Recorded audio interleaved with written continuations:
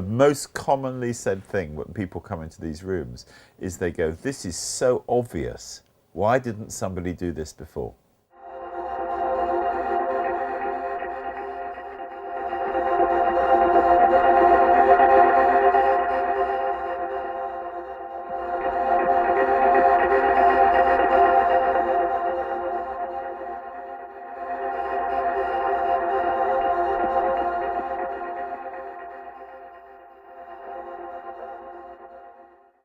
Actually, I think I'm quite a conventional person, but it's other people that say that I'm a maverick entrepreneur. So I guess I have to hold my hands up and say, okay.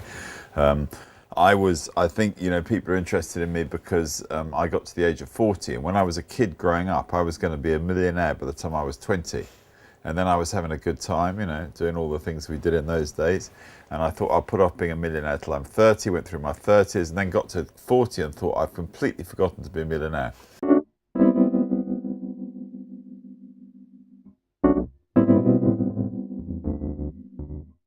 The big thing is the windows, instead of facing outside, face onto the corridor. And that is the really big quantum leap, because we're here at Heathrow Airport inside the terminal itself, and you couldn't do that with a conventional hotel. Super flat screen, we got the internet, the table comes up, there's a place to work, everything you need, everything that you get in a luxury hotel, a power shower, all the luxury bits, everything you get in a luxury hotel in 10 square meters this room is. Actually, what we sell here is sleep. Very, very good cotton, really good quality, very good mattresses, quiet, air-conditioned, your own loo. That's what you need. You can do a lot of things here. You can buy food here, you can watch TV, but most people want to come here, pull the blind down, turn out the lights, and go to sleep.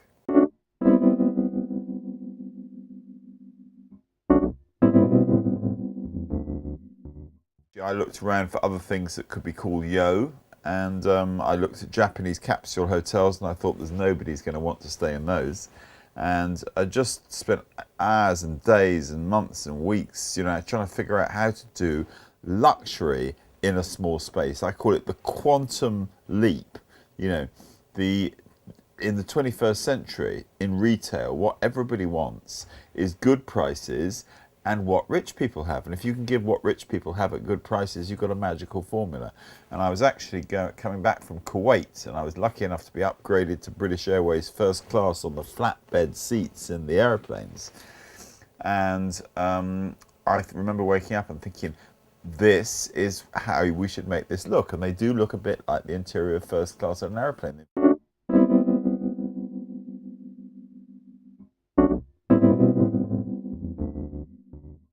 But I'd never really planned, Gerard Green and my partner and I had never really planned to do hotel, airports and the hotels in the airports. We'd always planned to do them in city centres. But this came up, and it was one of the first times we realised, because these rooms we don't sell just by the night. We sell them by the block of hours. So we say here, the best hoteliers in the world, they say we got to 98% occupancy this year. And we go, well, actually, we're about 180% occupancy, and we're going to try and get over 250% occupancy, which means that we sell more than, this room gets sold more than 2 times a day.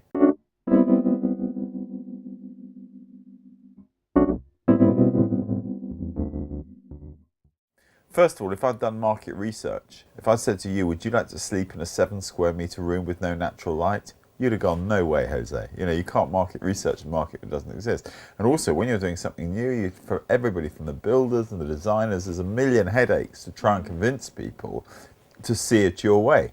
Once you can see it a different way, that's why creativity and innovation is often done by entrepreneurs and not by big companies. Now, how do I convince other people it's obvious? Most people would say you write a 20-page document and you do research. It doesn't work. Everybody knows that.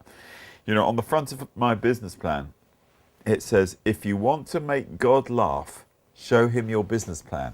And people said to me, you can't give that to the bank. I said, when I showed the bank, they laughed. They said, you're dead right. So what we did with these actually is we built prototypes of them, full-size prototypes, and we exhibited them at design exhibitions. And everybody who came in said, this is amazing. We were on the national news, we were in all the newspapers, architectural journals. Suddenly, people are talking about it and they're saying, oh, how many have you got? They've got them all over the world. We hadn't even built a single one. Then people believe it, boom, better than a business plan.